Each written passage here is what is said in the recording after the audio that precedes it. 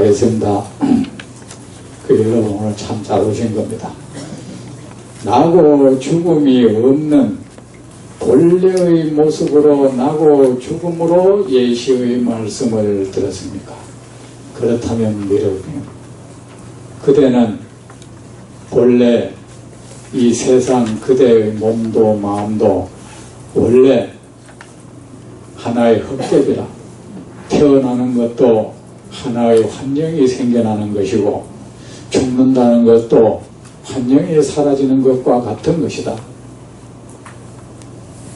이런 사실을 명확히 알고 나고 죽는다, 그리고 과거 현재의 미륵이니 이런데 그 어떤 집착도 하지 않고 그 모습 가운 그 모습으로 이 세상을 살아간다고 해서 그 진리에 머물러서 명확히 그 이치를 인식하고 이해하고 그대의 존재에 대해서 이 세상에 태어나 살지만 본래 태어난 바가 없고 얼마 있지 않아 죽겠지만 죽는다는 것도 하나의 거짓 현상이라는 것, 그 사실을 명확히 알고 그대는 낳기도 하고 태어나기도 하고 죽을 수 있는 그런 사람이 됐다고 해서 예시의 말씀을 들은 겁니까?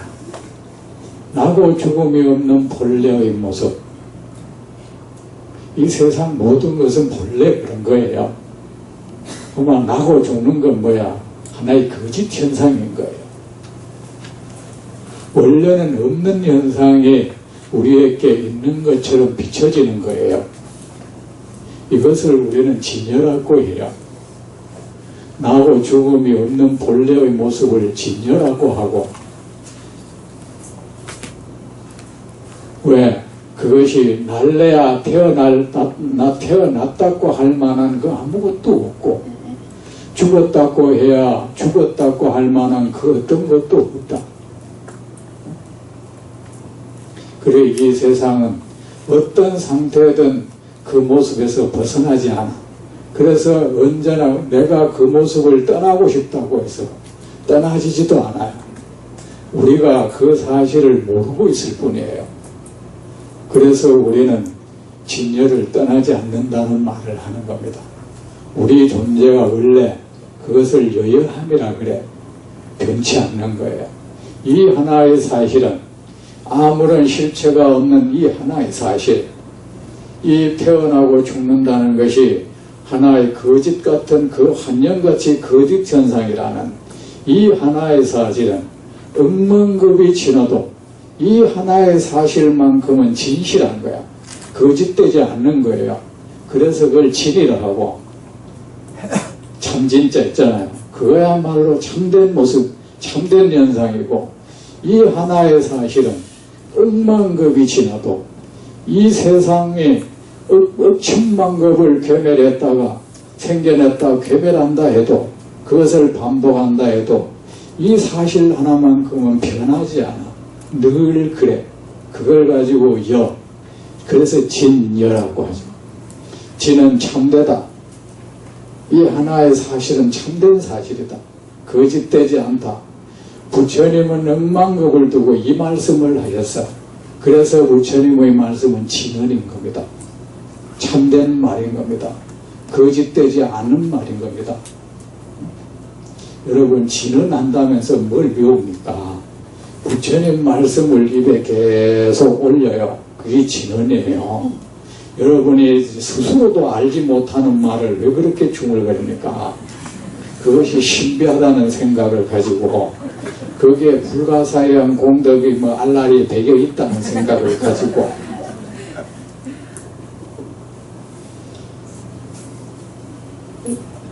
옛날 사람들은 그래서 5가지 번역하지 않는 원칙을 정했어요.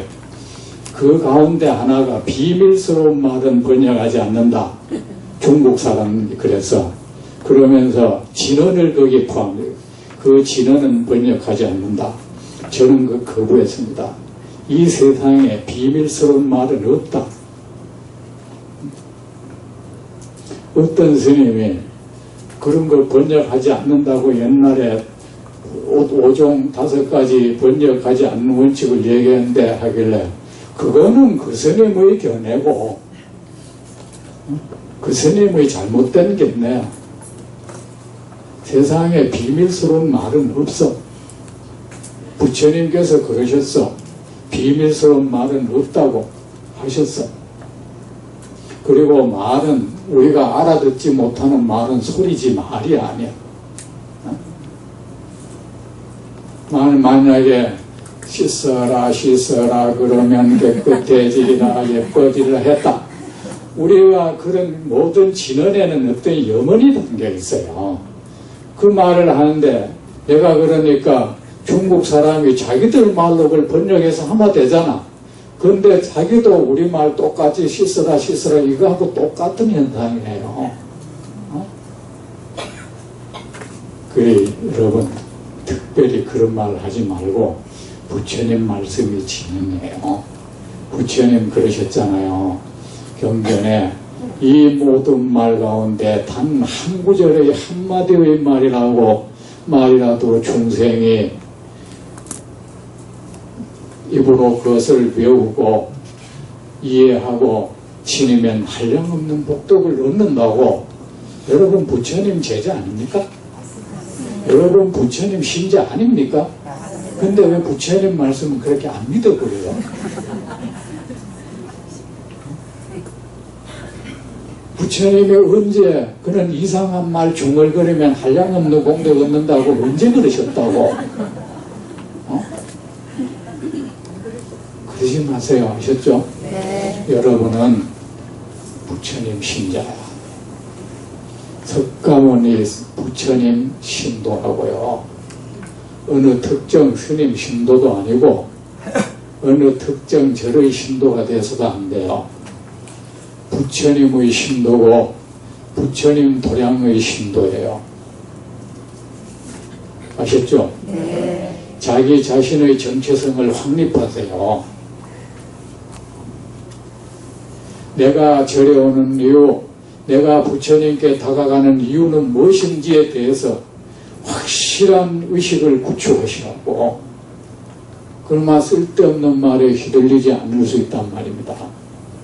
여러분이 절에 오는 것은 오직 부처님께 공양하고 부처님 가르침을 듣기 위해서야. 다른 목적 없어요. 여러분이 공덕이라고 말하는 것도 오직 부처님의 말씀을 듣고 그 부처님 말씀대로 살았을 때 보장되는 거예요. 달리 다른 방법으로 공덕이 생기는 길이 있다고 말한다면 그 사람은 고의적으로 사람을 속인다든 사기꾼이든지 아니면 그 자신이 정말 그렇다고 믿는다면 그는 어리석은 사람이에요. 누가 그랬다고 말하지 마세요. 부처님이 이랬다고 하세요.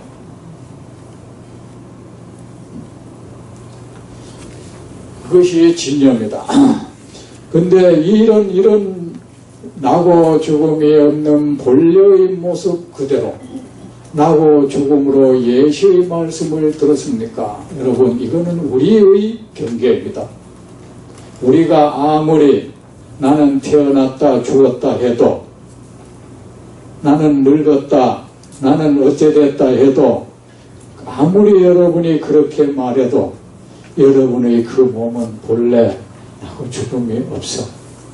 거짓 현상이에요.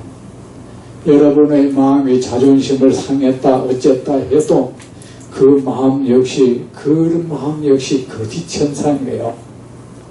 그 거짓 현상에 여러분은 갇혀서 그렇게 부들부들 떨고 있는 거예요.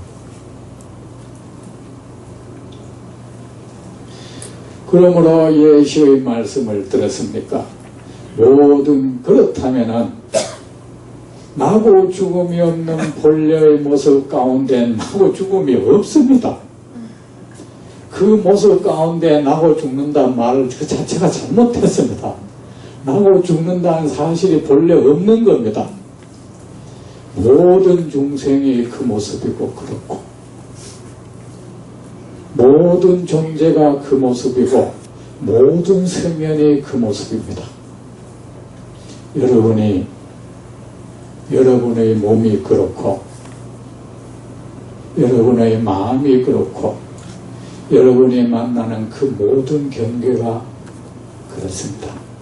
그것은 본래 난 적도 없고 없어지는 일도 없습니다. 저 반야신경에 말하듯이 그것은 거짓된 환영과 같아서 생겨나지도 않고 소멸되지도 않습니다. 생겨나고 소멸되는 것을 우리는 경험합니다. 그것은 거짓 현상을 우리는 경험합니다. 그 거짓 현상을 우리는 진짜라고 믿는 겁니다. 그것은 더럽지도 않고 깨끗하지도 않은 것입니다. 더러운 것도 거짓된 거짓 현상이고 깨끗한 것도 거짓 현상입니다. 더러운 것도 아무 실체가 없고 깨끗한 것도 아무 실체가 없습니다. 불어나는 것도 줄어드는 것도 역시 마찬가지입니다. 그 모든 중생이 그 모습이고 모든 존재가 그 모습이고 모든 성현도 역시 그 모습입니다. 만약 미륵님이 예시의 말씀을 미래의 깨달음을 얻는다는 예시의 말씀을 들었다면 모든 중생도 그 예시의 말씀을 들어야 합니다. 나고 죽음이 없는 본래의 모습은 똑같기 때문입니다. 그대만 그런 것이 아니고 다른 모든 중생도 그렇기 때문에 그대가 원래 나고 죽음이 없는 본래의 그 모습 그대로 나고 죽기 때문에 그런 말 들었다고 한다면 다른 중생도 역시 사정은 똑같아요. 당신만 그런 게 아니에요.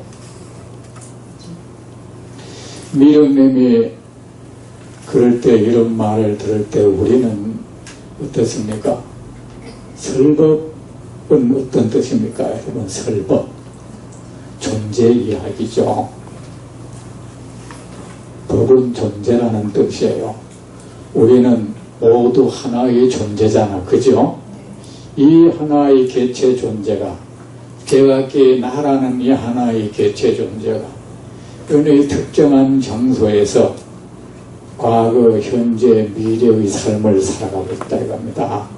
그러면서 우리는 그 수많은 다른 모든 존재들과 직면하게 됩니다. 그 존재들과의 사이에서 우리는 어떤 일을 겪습니다.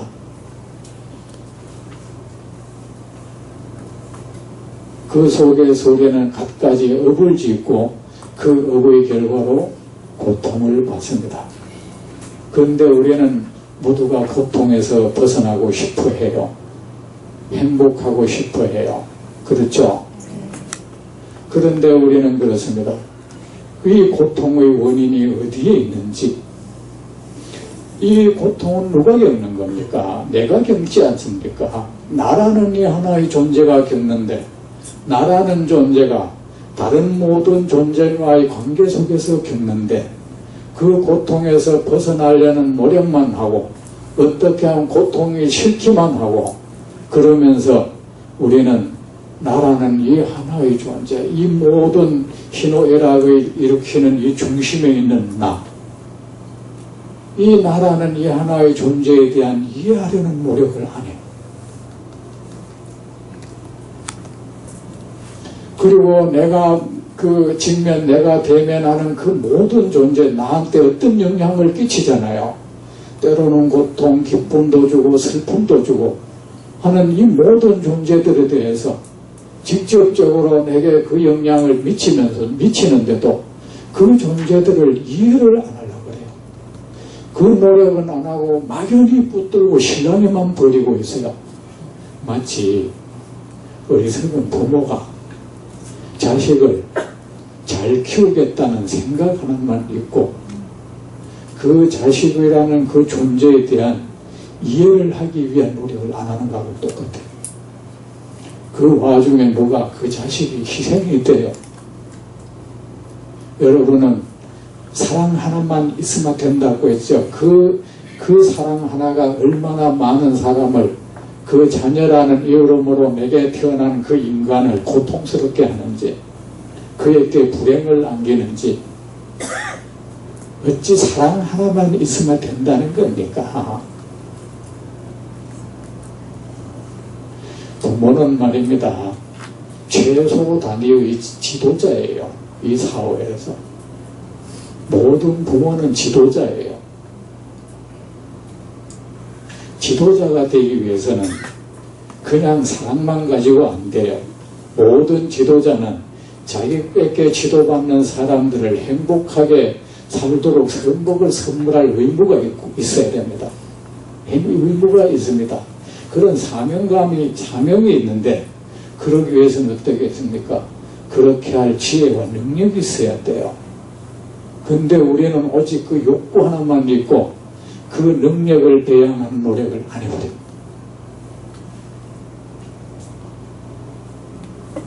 자기가 무슨 지혜가 있다고, 아무 지혜도 없으며 그렇게 무책임한 말을 합니다. 내 말만 들으면 틀림없어. 그 어디에 근거해서 그런 말을 한다는 겁니까? 내가 어쩌다가 저런 자식을 낳았어. 왼수야. 나는 그 아이가 불쌍합니다. 그대가 어떤 억을 지었기에 저 사람의 자녀가 태어나느냐. 불쌍하구나.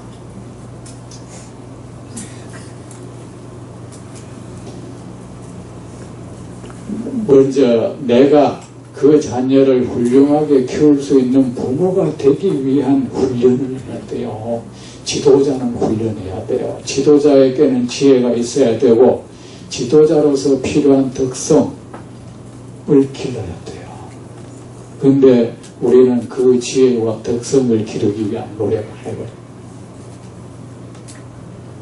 그리고 내가 그래 키우겠다고 하는 그 자녀를 관찰하고 그 자녀를 이해하기 위한 노력을 해야 돼.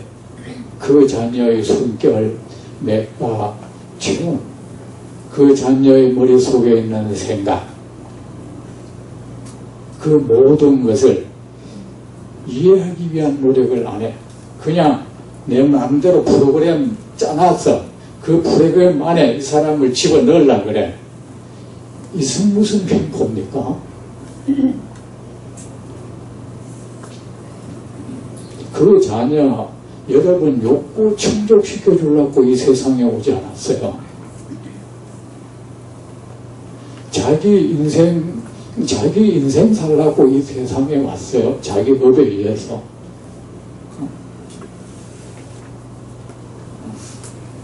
자, 우리 중생은 그렇습니다. 오직 그 뭔 욕구만 있고 아픔에서 벗어나려는 이 의지만 있고, 아픔을 겪는 나, 내 몸, 내 마음, 그리고 내가 만나는 그 모든 경계들에 대한 이해, 이것을 위한 노력이 없다 이겁니다. 이것은 여러분, 이 불교 공부를 그냥 불법 일주문 안에서 벌어지는 일이라고 생각하지 마세요. 태양이 있습니다. 그 태양이 구름이 거치고 밝으면은 태양의 의사에 상관없이 모든 대지의 초목을 비추고 그 초목에게 따뜻함을 주어서 잘 성장토록 만들죠. 불교 공부와 세상 공부가 다르지 않습니다. 여러분이 불법 공부를 잘해서 지혜를 얻어들면, 존재를 이해하게 되면 저절로 나 자신에게 오는 모든 고통의 발걸음을 멈추게 할 수 있고, 현재 겪는 모든 고통에서 벗어날 수 있고, 다른 모든 영생, 자녀, 형제에게 행복을 선물할 수 있는 지혜가 생깁니다. 저절로 그들을 비춰보게 됩니다. 공부 열심히 하세요. 부처님의 공부는 그런 겁니다. 어디서 뭐 뻐기는 공부가 아니고, 만약 미륵님이 예시의 모든 존재가 그러하고 모든 성현이 그 모습입니다. 만약 미륵님이 예시의 말씀을 들었다면 모든 중생도 그 예시의 말씀을 들어야 합니다. 나고 죽음이 없는 본래의 모습은 똑같습니다. 똑같기 때문입니다.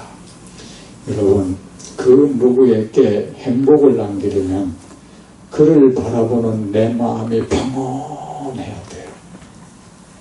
그의 존재에 내 마음이 접착제처럼 달라붙지 않아야, 달라붙는 순간에 그를 괴롭히고 나를 괴롭혀. 그래서 여러분 이런 생각을 하죠. 만약에 자식도 그렇게 보면 자식을 무관심은 내팽개 쳐보면 어쩌지?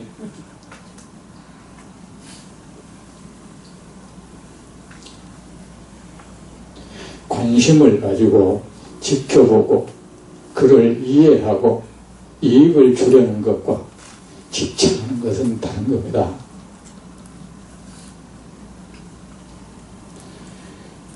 부처님은 일체 중생을 다 구제하겠다는 원은 있었으되 그 어떤 중생에 대해서도 집착하지 않습니다. 그 어떤 중생에 의해서도 그 마음이 흐려지지 않습니다. 집착하지 않기 때문에 어느새 그의 마음은 만 중생의 모두 들어가서 휴식할 수 있는 둥지가 되어 있는 겁니다. 텅텅 비어 있기 때문에 여러분의 마음이 자녀에 의해서 자녀에게 집착하지 않고 자녀에 의해서 유린당하지 않을 때 여러분은 자녀의 가슴은 자녀의 푸근한 휴식처가 될 수 있는 겁니다. 그 휴식 속에서 여러분이 마음 안서도 저절로 그 사람은 세상을 어떻게 살아야겠다는 알미 일어날 겁니다. 진실로 어떤 사람에게 이익을 주기 위해서는 그에게 휴식을 줄 줄 알아야 돼요. 휴식을 줄 줄 아는 지혜보다 큰 지혜는 없어. 자신을 향해서도 마찬가지예요. 자신을 휴식시킬 수 있는 사람. 이 사람은 세상 모든 사람을 휴식시킬 수 있어. 그 휴식 속에서 깨어나게 할 수 있어요. 모든 중생도 예수의 말씀에 들어야 합니다. 다 나고 죽음이 없는 본래의 모습은 똑같기 때문입니다. 미륵님의 완전한 깨달음을 얻는다면 모든 중생도 얻어야 합니다. 모든 중생이 곧 깨달음의 모습이기 때문입니다. 미륵님의 열반을 얻는다면 모든 중생도 열반을 얻어야 합니다. 모든 중생의 열반의 모습이라 소멸할 번뇌가 없기 때문입니다. 깨달음이라는 것은 뭡니까? 끝없는 평온의 경계죠. 어떠한 소란도 없는 고요함과 평온함의 그 경계를 우리는 깨달음이라고 하죠. 내 가슴 속에서 어떠한 집착도 사라지고 어떠한 두려움, 어떤 미움, 어떠한 억울함, 못마땅함, 어떠한 교만, 나를 소란스럽게 하는 것, 내 이성을 마비시키는 것, 경직시키는 것, 그래서 결국 필경의 나를 고통스럽게 하는 것, 내 마음을 흐트러뜨리는 것, 내 마음을 혼란시키는 것, 이 모든 요인이 사라진 것, 그 현상을 우리는 열반이라고 그러죠.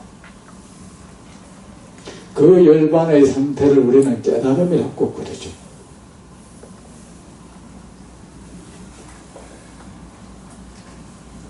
내 마음속에 자리 잡고 있는 것이 모든 것이 사라질 때 우리의 의식은 깨어나는 겁니다.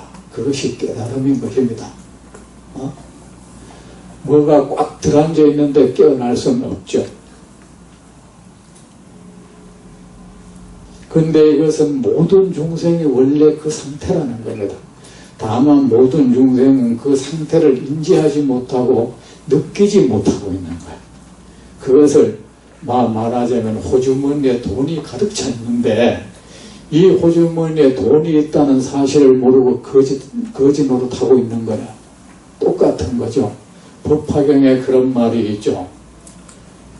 어떤 사람이 그 재산이 많은데 자기 집을 나가서 집에 못 찾아가 가지고 거짓 노릇하고 있는 거야. 어느 집에 종 노릇하고 있는 거예요.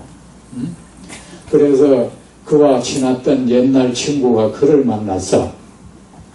그래서 그 놀랄까봐, 갑자기 많은 돈을 주면 놀랄까봐, 그 몰래 그가 지고 다니는 그 걸망, 거지 보따리에 돈을 많이 준 금덩거리를 넣어줬어. 그걸 팔아가 살아갔고. 근데 그 친구는 자기 걸망, 거기 보찜에 그 돈이 들었다는 것을 모르고 여전히 거짓 노릇을 하고 있어. 우리 중생이 그래요. 원래 나고 죽음이 없는데 그는 거짓 현상인데 우리는 태어나는 건 좋아하고 죽는 거는 싫어해요. 얻는다는 거, 잃는다는 거, 그거 사실은 거짓의 하나의 그 환영이 겪는 거짓 현상인데 얻는 거는 좋아하고 잃는 것은 싫어요. 내 마음에 드는 사람, 내 마음에 들지 않는 그 존재도 하나의 아무 실체가 없는 환영 같은 존재인데 그 사실을 모르고 그것에 집착을 해서 온갖 고통을 겪죠. 우리 중생이 그럽니다. 모든 그러므로 미륵님은 그런 가르침으로 천자들을 이끌면 안 됩니다. 그렇게 여러분은 당신은 말입니다. 깨달음이라는 이 목적지를 향해서 나는 부지런히 노력해왔다. 부지런히 보살랭을 닦았다. 그 결과로 나는 그 깨달음의 땅 가까이에 왔다. 그래서 부처님으로부터 나는 다음 생에 깨달음을 얻는다는 그런 예시의 말씀을 들었다. 그러므로 그대는 저 깨달음의 땅을 향해서 공덕의 땅을 향해서 부지런히 노력하라 이런 말을 했다 이겁니다. 이게 뭐가 잘못됐다고? 그렇게 말하면 안 된다 이겁니다. 참으로 완전한 깨달음을 얻고자 하는 마음을 일으킨 이도 없고 그런 발심을 했다는 그런 사람도 하나의 실체가 없는 환영이고 물러나는 이도 없습니다. 만약에 당신이 깨달음을 땅을 저 멀리 정해놓고 그것을 향해서 끊임없이 발걸음을 뛴다면 이 세상 모든 중생은 억만급이 지나도 여전히 가는 중일 것이다.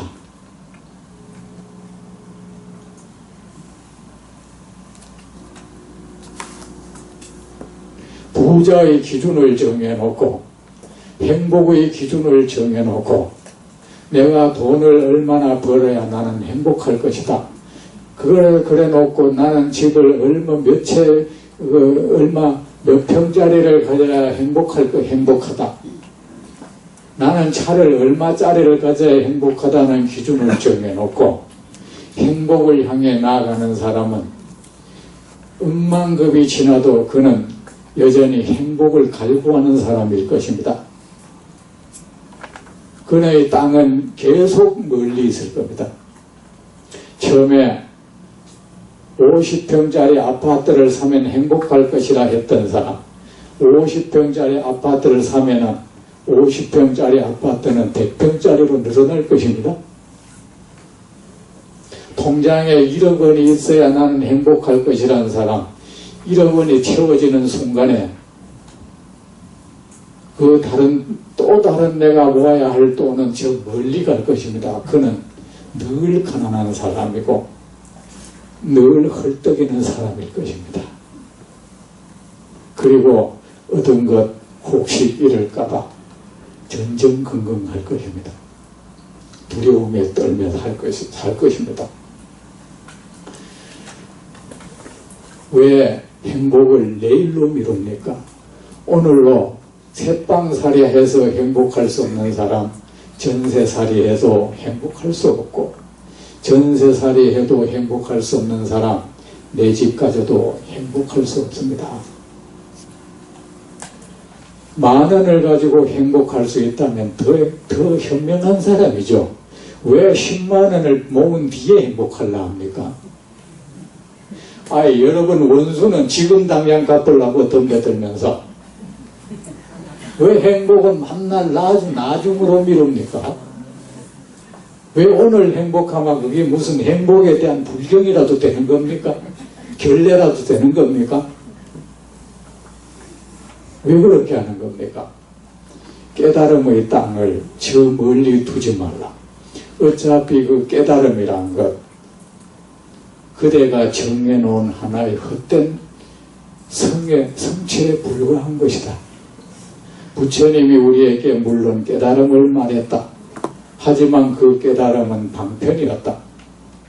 중생이 잘못된 삶을 살까봐 그 발걸음을 올바로 잡아주기 위해서 방편으로 깨달음이라는 것을 정해놨다.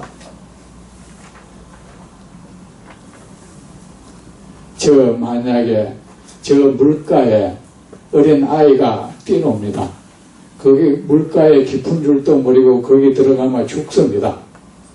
어머니가 걔들 그냥 그런데 가들은 그 재미에 빠져 있습니다.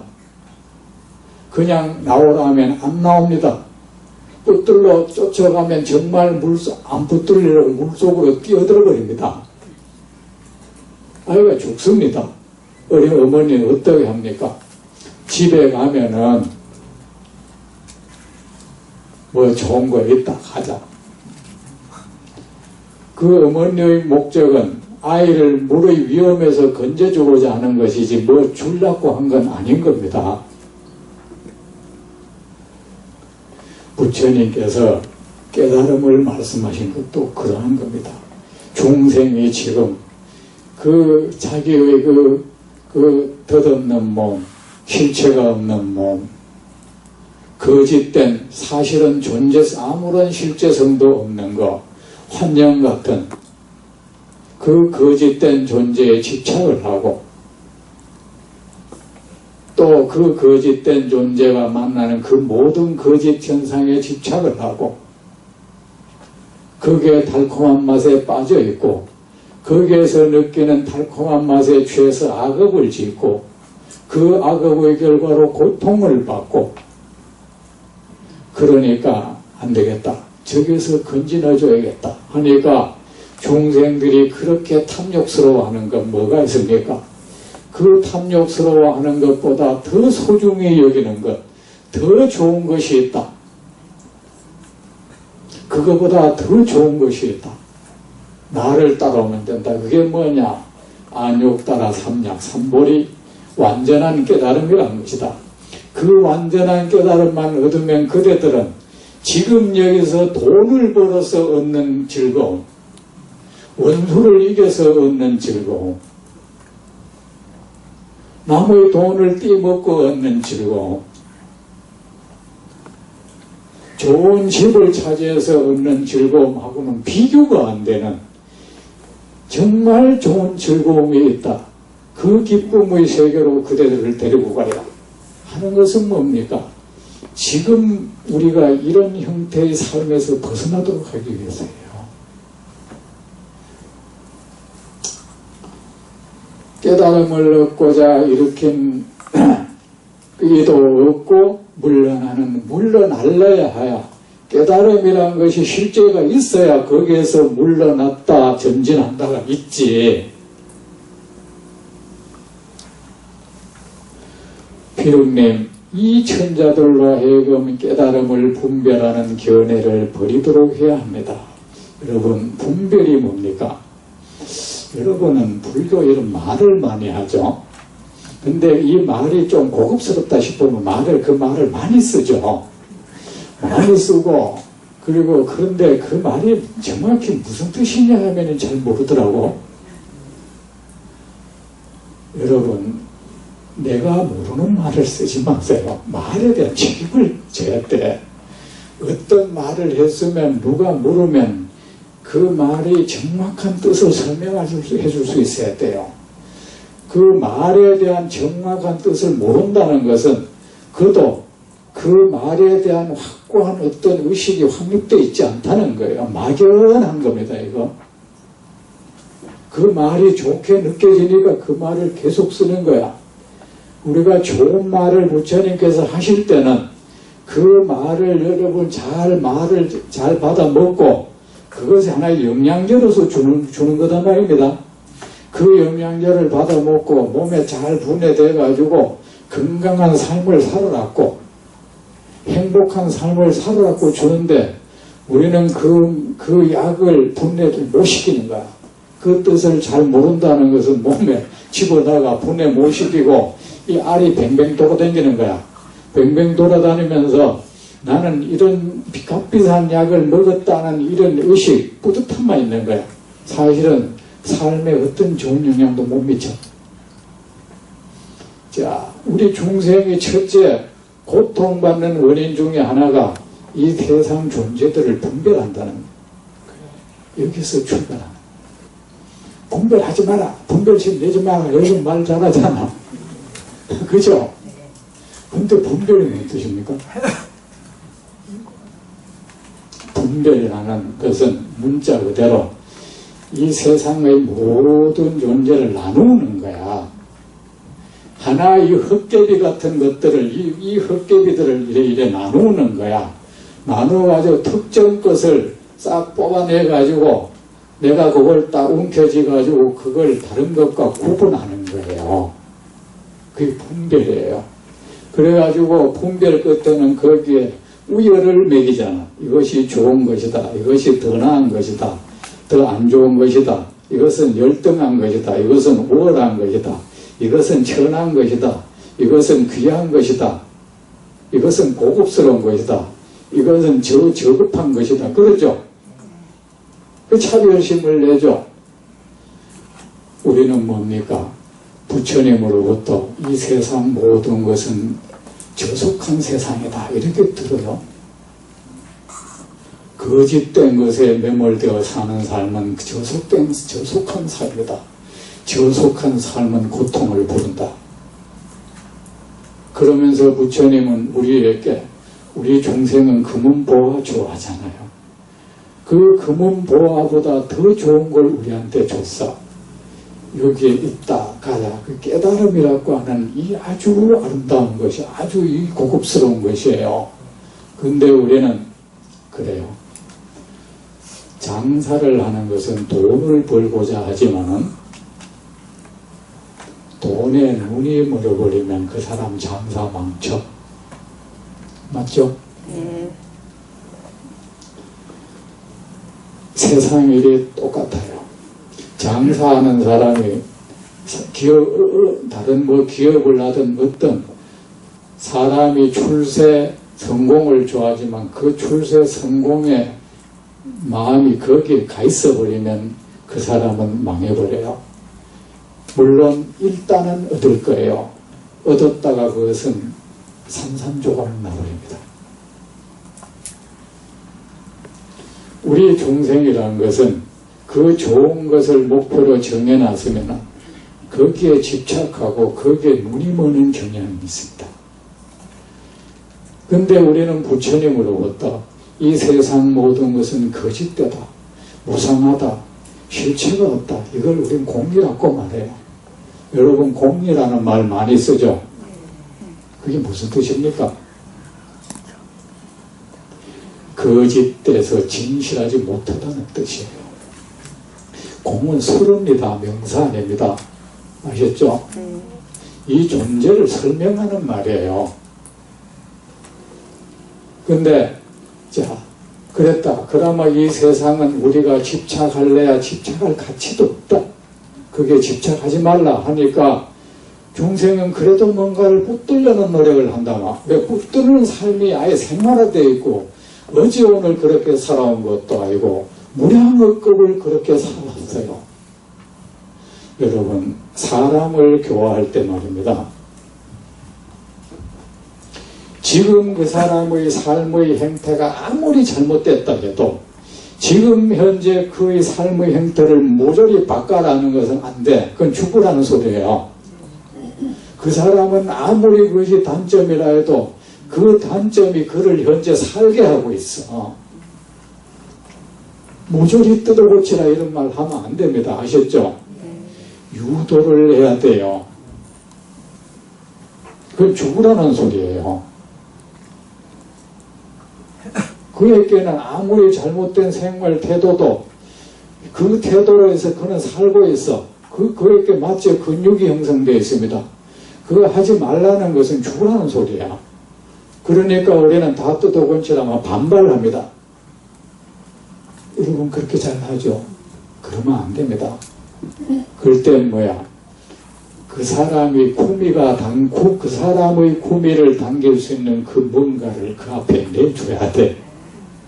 어린 나이가 그에게 장난감을 무작정 내놔라만 하는 덧붙듭니다. 그렇죠? 왜?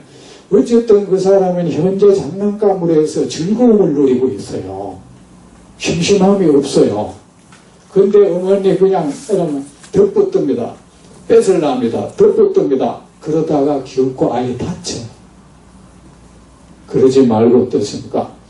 아이를 잘 이해를 하고 해서 아이가 그 장난감을 좋아한단 말입니다. 좋아하는 이유는 그걸로 거기에 구미가 다는 게 좋아하니까 그럴까요? 그래 아이가 더 좋아할 만한 장난감을 줘야죠. 그러면 그냥 놓을까 합니까? 놓으면은 치우면 될 거 아니냐 말이야. 그거를 때리고 말이야. 사람은 지혜로워야 돼. 부처님도 이렇게 하셨습니다. 중생은 집착으로 인해서 어쨌든 그 환경에 집착되어서 온갖 업을 지으면서 고통을 겪고 있지만 이 사람은 이런 삶을 산 게 어제 오늘 산 것도 아니다. 무량업급을 그렇게 살아왔어. 이걸 어찌하겠어요? 집착이 아예 생활화되어 있고 습관화되어 있어. 이 사람은 집착하지 않으면 못 살아요. 그게 뭡니까? 이 사람이 더 집착할 만한 것을 줬어. 그것이 깨달음이라는 것. 집착심을 이용한 것. 중생은 은보 돌멩이보다는 동을 좋아하고 동보다는 금을 좋아하고 금보다는 동보다는 은을 좋아하고 은보다는 금을 좋아하고 그 금보다는 그 뭡니까? 진주를 더 좋아하고 진주보다는 뭡니까? 수정을 더 좋아하고 수정보다는 사파리를 더 좋아하고 사파리보다는 다이아몬드 좋아한다 이겁니다. 그죠? 맞죠? 근데 중생에 우리가 금을 가지고 좋다고 하는 사람한테 그냥 다이아몬드를 딱 주면 제대로 놓을 거 아닙니까? 그거를 놓아야 이것을 질 수 있다. 그러면 놓을 거 아닙니까? 부처님도 그래. 그대가 이 깨달음이라는 거를 딱 얻으면 이것만 손에 넣으면은 너는 이제 정말로 불가사의하고 참 한량없는 평온과 기쁨, 행복, 좋은 거는 다 얻을 수 있어요. 그런데 그건 하려면 놔야 돼. 그거 못 지어요. 놔. 그래 이걸 놓게 했다. 이게 바로 깨달음입니다. 그런데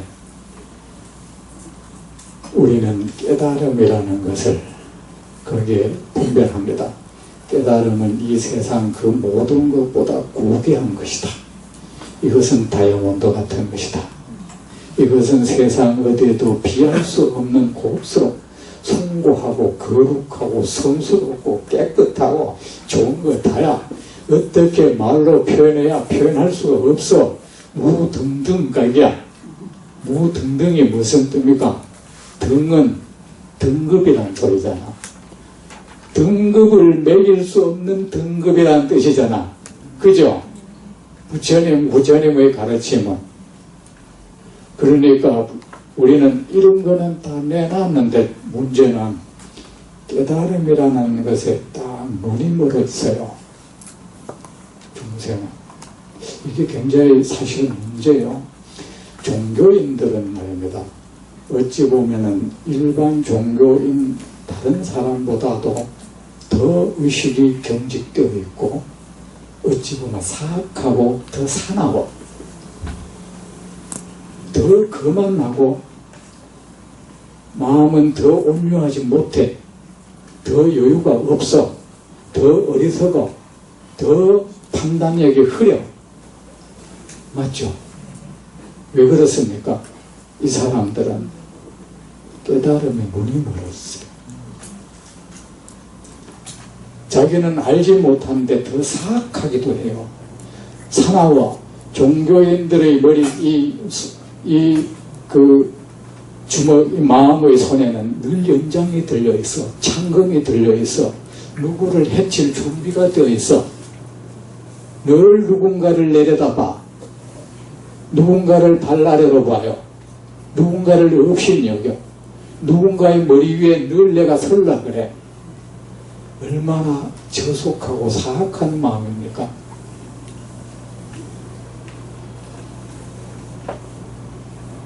남에게 상처 주는 것을 서슴지 않아요. 전에 선방에서 물력을 하는데 요새 보면 보수 진보 이런 게 세속에는 심하다 그죠? 전부 다 자기가 옳아요. 우리나라 사람들 20살 이상 되면 전부 이 정치 전부 구단이에요. 20살 이상은 다 구단이에요. 자기는 전부 이 세상을 고지할 핵심, 세상 모든 문제의 핵심을 꿰뚫고 있어. 우리나라 20살 이상의 사람. 이거 모르는 사람은 오직 대통령이야. 희한해, 우리나라 사람. 그리고 우리나라 사람은 모든 대통령이 늘 몽매하고 머리가 달기고 불순해. 근데 우리나라 사람 웃긴다. 그 가장 못난 사람을 대통령이 앉혀놓는 거 보면 우리나라 사람 보통 사람들이 아니야. 참 우수한 사람들이에요. 자, 이 풀을 뽑으면서 어느 신문 이런 사람 다 죽여버려야 되는 거야. 그래 내가 그래서요, 스님, 이 세상에는 말이야, 처음부터 나쁜 마음을 품고 누구를 해하는 사람도 있고, 자기 나름의 정리심, 오름에 도취돼가지고 누구를 해하는 사람도 있어. 근데 말이지, 처음부터 도덕심, 사기치겠다 이런 사람이 이 세상에 끼치는 해악은 사실은 각계적이야, 개별적이야. 그렇게 크지 않아요. 그리고 그런데 속에 이것이 옳다는 정의심에 도취되어가지고 할 때는 이 세상을 더 많은 수에서 집단적으로 제한해 빠뜨려. 그리고 더 좋지 못한 것은 처음부터 도덕심을 품고 이건 나쁜 짓이다 하면 숨어서 하는 사람들은 나중에 참회라도 할 줄 알아. 내가 잘못했다. 참회의 눈물을 흘릴 줄 아는데 옳다는 이 신념, 이 감정에 사뿐하는 사람들의 이것은 더 악독해, 더 악랄해. 사람을 배도 이 사람들은 아주 잔악하게 사람을 배요. 말로도 배고 찌르고. 그리고 이 사람은 그렇게 사람을 해치고도 뉘우칠 줄을 몰라. 자기는 정의로 왔다 이러고 있어요.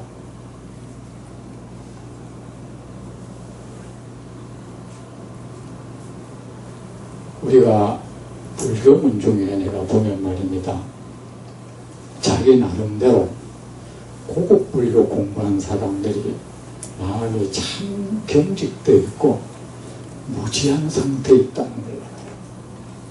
턱없는 우월감을 가지고 있어. 자기는 특별하다고 생각하고 있어요. 심지어는 자기가 앉았던 자리에 다른 사람 앉는 것을 부정탄다고 생각합니다. 그 사람은 어느새 사악한 사람이 되어 있어요. 가져서는 돌을 닦는 사람이 가져서는 안 될 마음, 사람들을 업신여기고 비하하고 그들을 마구니라고 그러고,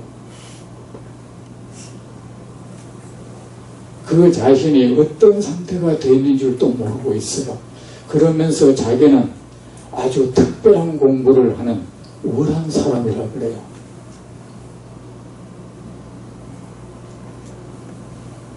깨달음을 공부한다, 참선을 한다. 내가 왜 이런 말을 하냐면, 제가 적어도 중으로서는 엘리트 길을 걸어왔어요. 한때는 교학을 하고, 그 교학으로서 지도자 노릇도 하고, 그리고 한 20여 년 전에는 선원에 들어와서 어쨌든 남이 말하는 공부문 중에 살아왔어요. 그런데 내가 보건대 소위 공부인이라는 사람을, 그런 마음을 가진 사람들이 사실은 상당히 무지하다는 것. 그리고 그 의식이 정말 돌덩이처럼 경직되어 있다는 것. 얼음장처럼 차가워. 생명이 돋아오지 않는 죽은 고목 같아요. 그 어딘가의 신념에 도취되어 있어. 그리고 혹시 그 신념, 나는 이런 공부를 하는 사람이다. 왜? 세상 사람들은 우리 흔히 기복불교를 없이 여긴다. 나는 숭고한 깨달음을 구하는 사람이다. 나는 다른 사람이야. 그러면서 나는 특별해. 사람을 내려다봐요. 그리고 저런 사람은 수준 낮은 사람이야. 그래서 내가 공부하는데 저 사람 같지 않는 것도 싫어. 그 사람 스스로가 이미 천박한 사람이 되어 있는 거예요. 눈이 멀어버려서. 그러면서 삼매를 본다고 합니다. 그러면서 어떤 자세로 앉아있다가 찡 오는 느낌 가지고 자기가 세상 사람이 경험하지 못하는 고급스러운 경계를 경험했다고 합니다. 그게 얼마나 허황된 경계인지 그것을 간직합니다. 공부해서 내가 어떤 경지를 맛봐. 무슨 경지야 그것이요. 어떤 스님이 제게 말했습니다. 어느 날 참선하다가 허공이 무너지는 걸 경험했다 이거. 그것이 굉장히 아름다운 경기라고 생각하는 거야. 그런데 그것을 보존해야 되는데 어떤 사람하고 그때 반철 소풍 가고 이러면서 그게 다 깨졌다는 거야.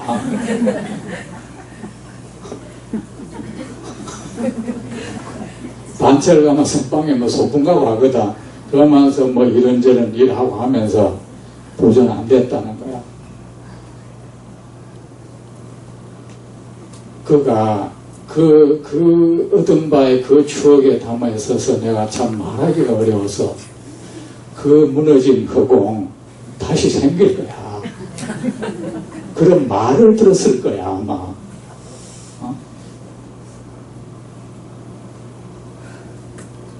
공부 잘해야 합니다. 공부 잘못하면 우리가 종교인들이 전쟁 일으키죠. 왜 그런지 알아? 종교인들이 사나워요. 왜 사나운지 아십니까? 사람이 사납다는 것은 종교인들은 늘 누군가 싸울 준비가 되어 있어요. 여차하면 누군가를 꺾을 준비가 되어 있어. 여러분 주의 보세요. 오히려 공부한다는 사람들이 사나워요. 거칠고 말을 표독하게 하고 남에게 상처 주는 말을 아무렇지도 않게 해요. 부정탔다 그러고. 그것이 바로 그 깨달음이라는 것이 이 천자들로 하여금 깨달음을 분별하는 견해를 버리도록 해야 됩니다. 깨달음이란 몸으로도 얻을 수 없고 마음으로도 얻을 수 없는 거기 때문이다. 왜? 그것은 처음부터 부처님이 만들어내는 허상이기 때문입니다. 깨달음만 그러합니까? 삼매도 그러합니다. 선정도 그러하고 지혜도 그런 겁니다. 마지막으로 우리의 지혜를 가로막는 것은 깨달음이고 선전, 산매, 해탈, 지혜, 열반 이런 고급스러운 환영들이야. 이 고급스러운 환영은 더 나쁜 영향, 왜? 거기에 대한 그건 좋은 거니까 우리는 더 못나. 부처님으로부터 이 세상의 모든 것은 거짓되다, 무상하다. 들어 이거는 쉽게 놓을 수가 있는데 이 대신 사람들은 무엇을 붙들고 있느냐? 일반 사람들이 50평짜리 아파트를 향해서 달려간다면 그 달려가는 도중에 돈을 내가 은행에 1억 원에서 1억 1,000만 원 되려는데 그 1,000만 모은데 혹시 방해가 된 사람 증오하듯이 이 깨달음을 구하는 사람은 그곳을 향해서 달려가는 거예요. 달려가면서 그것에 방해가 혹시 되는 사람을 마군이라고 그러고 있어요. 자기 스스로가 만 중생의 행복을 짓밟는 마군이가 되어 있어. 그 하는 말이 악하고 악담을 서슴지 않고 사람 미워하는 것을 예사로 여기고 사람 없인 여기는 것을 예사로 여겨요.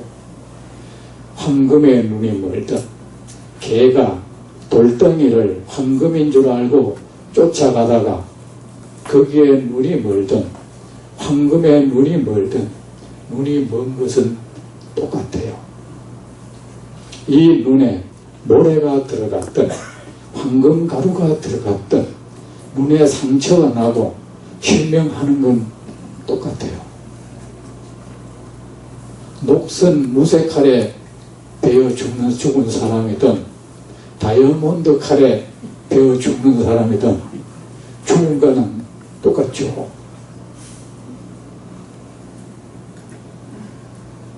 그렇지 않습니까? 깨달음입니다. 비록 미륵님 이 청자들로 하여금 깨달음을 분별하는 견해, 깨달음을 이 세상 모든 존재가 다르다고 생각하는 이거 이 세상 다른 모든 것과 분별해서 그것보다 월등하고 우월하고 고급스럽고 숭고하고 거룩하고 고귀하다 이런 생각을 버리도록 해야 합니다. 그 사람은 깨달음에 이르지 못합니다. 깨달음은 몸으로도 얻을 수 없고 마음으로도 얻을 수 없는 것이기 때문입니다. 이제 내일 다시 뵙겠습니다.